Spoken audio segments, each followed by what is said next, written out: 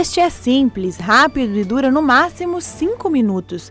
O exame pode ser feito no hospital 24 horas após o nascimento da criança. Esse é um teste que a gente chama de triagem. É um teste que é não invasivo, que é não doloroso, não causa nenhuma alteração para o neném. E é um teste que permite um diagnóstico precoce de algumas cardiopatias congênitas. Como é de triagem, se tiver alguma alteração, ele é encaminhado para fazer um ecocardiograma, um exame mais completo do coração.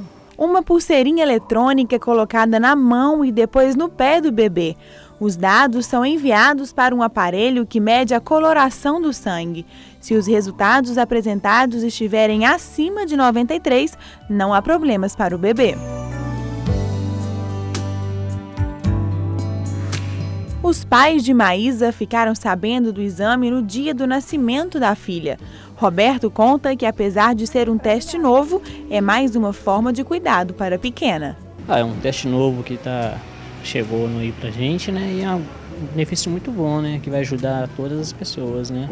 É um teste novo, a gente não tem muito conhecimento sobre ele, mas com certeza é uma coisa que vai abranger muita gente. E o teste da Maísa, como que foi? Não, foi ótimo, foi excelente, está de parabéns. Em Belo Horizonte, a lei que obriga hospitais a fazerem o exame já está em vigor. Outras capitais, como São Paulo e Rio de Janeiro, também disponibilizam o teste de graça na rede pública. Em Brasília, 9 dos 12 hospitais públicos também oferecem o serviço.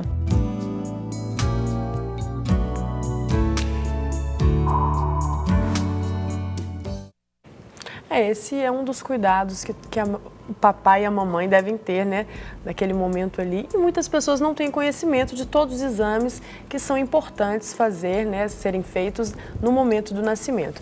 E para nos ajudar nesse tema, como eu já disse aqui, a cardiologista Débora Oliveira Lauá, quero apresentar para vocês de casa. Seja muito bem-vinda, viu, Débora? Inclusive, essa mesa de café da manhã está à disposição. Fique à vontade. É verdade, você pode comer à vontade. Agora, para a gente começar, esse testinho do coraçãozinho, ele é antigo ou é um teste um pouco recente? Ele é um teste recente. Bom dia, né? É um teste recente. É lei nas maternidades públicas e privadas de Belo Horizonte desde o ano passado. Tem uma lei nacional aí para ser sancionada, obrigando todas as maternidades a fazerem o teste. Ele vem como uma ferramenta, junto com o teste do pezinho, o teste do olho vermelho, o teste da triagem auditiva. Esses 3 já são feitos, o teste do pezinho desde 92 no SUS. E ele é um teste muito interessante. Ele é muito barato, ele não exige nenhuma especialização para fazer, qualquer profissional de saúde com um treinamento mínimo. Ele é indolor para o bebê. Que ótimo, e ele é feito depois de 24 horas de vida em bebês saudáveis. E o grande interesse é que ele previne doenças que são ameaçadoras da vida. É isso que eu ia te perguntar. Assim, em miúdos, né, para a gente entender bem assim na prática, para que serve o teste do pezinho? O que vai diagnosticar? Do coraçãozinho. Do coraçãozinho. O teste do coraçãozinho, então ele é feito, como a reportagem mostrou, você mede a saturação de oxigênio, que é quanto de oxigênio que tem no corpo do bebê, no membro superior direito, na mãozinha direita e nos pezinhos. O que ele diagnostica? Ele diagnostica doenças graves no coração, porque nem todo, ela havia me perguntado, nem toda doença no coração a gente tem noção de que ela existe antes do parto. Em algumas ocasiões, a mãe é direcionada para um ecocardiograma fetal, você tem esse diagnóstico, isso é um grande benefício para o bebê. Ele vai nascer no hospital de referência, ele vai nascer num lugar que possa tratar essa doença. Outros nenéns não, eles não têm esse privilégio e ao nascer eles são assintomáticos, é um bebê como qualquer outro. Inclusive 30% com doença grave que poderiam até morrer em casa recebem alta, porque o exame físico dessas crianças ele é praticamente normal. Então é um bebê que você avalia junto com a mãe no quarto, no alojamento conjunto, ele é um neném normal. Antes, com 48 horas, esse neném ia para casa. No final da primeira semana ou com 15 dias, ele podia vir até a falecer sem tratamento. Meu Deus. Eu fiquei pensando, a senhora falou, você está muito nova, né, para falar a mesmo. senhora, né? Você falou que ele é feito em 24 horas para bebês saudáveis. Isso. O que seriam esses bebês não saudáveis que não fazem nesse período das 24 horas? São nenéns que têm menos de 34 semanas e que aí seriam encaminhados a unidades de tratamento neonatal. Então, os bebês que vão para dentro de unidade de tratamento intensivo, eles têm outra abordagem. O teste do coraçãozinho, ele se presta a diagnóstico em bebês saudáveis. É aquele neném que não tem aparentemente nada, que correria o risco de morrer em casa, porque ele teria alta sem diagnóstico. E quando volta um bebê desse, com uma cardiopatia congênita chamada de crítica, ele já volta não só com a doença, mas ele já volta com as consequências da doença. Sim. Ele volta já roxinho, cianótico, ele volta em choque, uma insuficiência cardíaca, circulatória. Tudo isso é prevenido pelo teste do coraçãozinho. Olha que bacana. Que legal. Agora, Agora, eu quero saber a diferença, porque eu sei que existe um exame que a mamãe faz quando o neném ainda está na barriga. Qual a diferença deste teste, também do coração, antes da criança nascer, e o teste do coraçãozinho depois que a criança já nasceu? É assim, o teste que a mamãe faz quando o bebê está na barriga é o ecocardiograma fetal. Ele tem indicações precisas. Como toda gestante faz ultrassons na gravidez, algumas têm a necessidade de fazer o eco fetal. Quais são as indicações? Bem, o diabetes gestacional, que pode levar a uma incidência maior de doença no coração do bebê, síndromes, suspeitas de síndrome, porque sabe-se que essas síndromes têm cardiopatia envolvida, e outras indicações, a idade materna. Então, o ecocardiograma fetal, ele é um ultrassom direcionado para o coração. Toda mãe precisa fazer? Nem toda. Então, assim, algumas gestantes, que a gente chama de gestação de risco habitual, não tem indicação. É um exame que vai um pouco além, é um pouco mais especializado. É feito por um cardiologista infantil, especializado em ecocardiograma fetal. Então, é um exame que tem um custo. Então, ele tem suas indicações.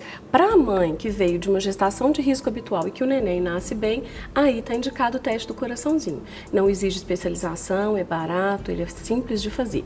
No caso dele estar alterado, quer dizer, quando ele tem uma diferença mais de 3 pontos para o membro superior, para o inferior, ou quando ele é menor do que 95%, essas crianças são direcionadas para um ecocardiograma. E aí não é mais fetal, o neném já nasceu, aí um cardiologista infantil vai levar esse bebê antes da alta, ele não pode receber alta. Então, ele é um teste de triagem. Todo teste do coraçãozinho alterado obriga a realização de um ecocardiograma. E aí sim, nem todo ecocardiograma vai ser alterado. Sim. Alguns vão ser normais, então as mães também não precisam ficar assustadas. Claro. Eu tive um teste do coraçãozinho alterado, bem, vamos fazer um eco. Esse eco pode ser normal. E no caso de ser alterado, essa criança já vai ser direcionada para um tratamento, encaminhado para um hospital de referência. Sim. Agora, por ser um teste recente, alguns hospitais podem negligenciar isso, talvez até por questões de convênio, o que o convênio cobre, custos, né? Isso pode ser negligenciado por alguns hospitais. É até bom para a gente dar um alerta às mães para que elas reivindiquem esse teste. Eu acho que todo início de implantação de um teste em hospital, ele é mais difícil, né? Porque é necessário um protocolo para implantar. Então, quando você vai implantar, eu venho do Hospital das Clínicas, esse protocolo coube a cardiologia fazer e depois implementar e treinar, e depois qual é para alterado, para onde vai ser direcionado. Então, eu acho que no começo, como no teste do pezinho, em algumas maternidades isso foi mais atrasado, em outras isso foi mais precoce. Então, acho que é uma questão de tempo, de pouco tempo para o teste do coraçãozinho ser tão rotina quanto o teste do pezinho. Ou você falou que as redes públicas, isso é obrigatório. É lei. Mas pode acontecer de ter algum hospital que ainda não utiliza esse método? Não implementou. E como fazer? O que a mãe faz nesse Eu acho sentido? que as mães têm que saber quais testes são de direito, né? As pessoas, é o que vocês estão levando, é informação. As pessoas bem informadas, elas sabem cobrar os seus direitos. Então, as mães já cobram a realização do teste do olho vermelho, que é importante para a detecção de doenças oculares, o teste da orelhinha, que não é feito nem sempre no âmbito da internação hospitalar, mas no posto de saúde, no centro de saúde, ele é marcado. E o da orelhinha, ele é para quê? Para detecção de doenças de déficit auditivo. Antes que a cometa fala do bebê, então já é feito também esse diagnóstico. Então é mais um instrumento, mais uma ferramenta. As mães estando informadas, elas vão cobrar da equipe de saúde. Agora, você também diz, doutora, que algumas doenças já diagnosticadas, isso ajudaria demais no tratamento precoce. Você poderia dizer algumas dessas doenças que, por exemplo, passam muito desapercebidas e elas podem vir à tona aí quando a criança está desenvolvendo uma idade de 5, 6 anos ou não? Elas já desenvolvem sempre? Essas doenças chamadas chamadas críticas, elas se desenvolvem até o final do primeiro mês. Se não tratadas, a mortalidade chega a média, para você ter uma ideia, de 95%. Nossa. Então ela varia entre 90% e 100%. Ou seja, é um exame que já é para ontem, né? Para ontem. Então, assim, essas crianças têm alta e em casa elas vão se manifestar. Elas não chegam até o final do primeiro mês. Meu Deus. Então, as doenças que se manifestam mais tarde, 5, 6 anos, são outra categoria. Essas doenças seriam, essas cardiopatias chamadas críticas, elas seriam doenças dependentes de uma estrutura que chama canal arterial, que é uma estrutura embrionária, que serve lá dentro para nutrir o bebê junto com a placenta. E ao nascer, ele se fecha, em algum momento aí no primeiro mês de vida. E ao fechar, a criança fica sintomática. Então, essas doenças, elas não têm sopro, porque as pessoas confundem. Sim, tem um sopro. Bem, as doenças graves, elas não têm sopro, elas são muito traiçoeiras. Sim, né? são silenciosas. Silenciosas. Isso é o problema, né? Exatamente. Quem nos dera elas manifestassem com um sopro importante. Deixa eu tocar na ferida aqui. A senhora, como uma profissional da saúde, o que significa, assim, para o profissional da saúde ver uma notícia como nós demos há pouco, que é essa notícia dos 500 milhões desviados no SUS? A gente chega agora, percebe que um exame desse aí, que eu estava lendo sobre, para o hospital fica entre 100 e R$1.000, dependendo do aparelho que utiliza, ou seja, todo hospital teria que ter esse aparelho já para ontem. Como que fica o profissional da saúde, doutora? A gente olhar para tanto esforço e ver uma situação dessa e não poder desistir. O que você pensa disso tudo? Olha, gente, eu trabalho exclusivamente no SUS. E é com muita tristeza que a gente vê essas notícias, porque o trabalho hoje ele é muito realmente na base do esforço do profissional. Nós trabalhamos hoje com poucos recursos, recursos humanos, né, com poucos, escassos, o poder público não tem contratado, não tem feito concursos, e com material que não é o melhor de se tratar. Não é o melhor. Então, esse dinheiro que vai escorrendo pelos dedos, ele faz muita falta para a população. Muita falta.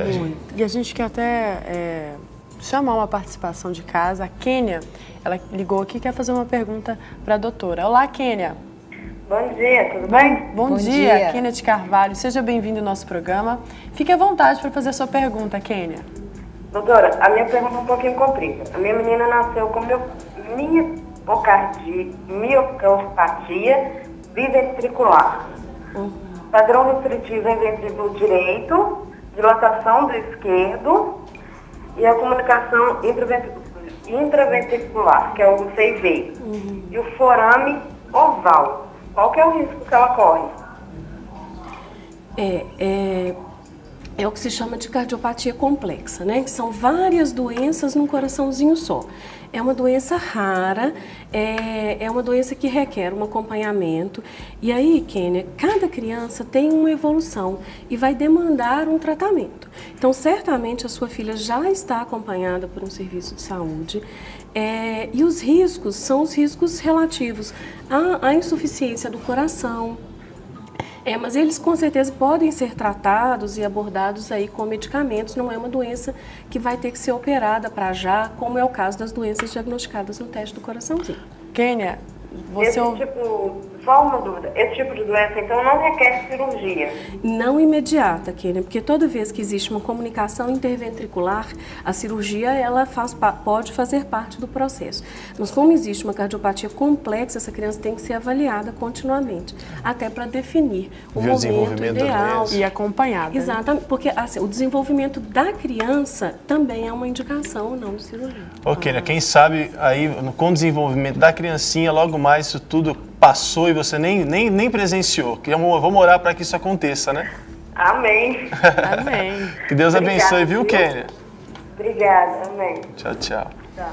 A gente percebe que isso é um momento muito delicado, né? Eu queria que você falasse um pouco sobre isso, doutora, porque é o momento onde nasce a criança, então está todo mundo muito feliz com aquilo. Sim. Aí, às vezes, é diagnosticado uma doencinha como essa. Mas, para reforçar, se bem tratado, o quanto mais cedo diagnosticado, aí é muito maior a chance de cura, é isso? Exatamente. Hoje, as cardiopatias congênitas, em sua imensa maioria, têm tratamento. Esse tratamento, quanto mais precoce a manifestação da doença, maior a chance dele ser cirúrgico. Mas as cirurgias hoje têm um bom resultado. Os CTIs estão se especializando, estão muito bons em cuidado em pós-operatório de cirurgia cardíaca. Então, a chance de resultados positivos é muito grande.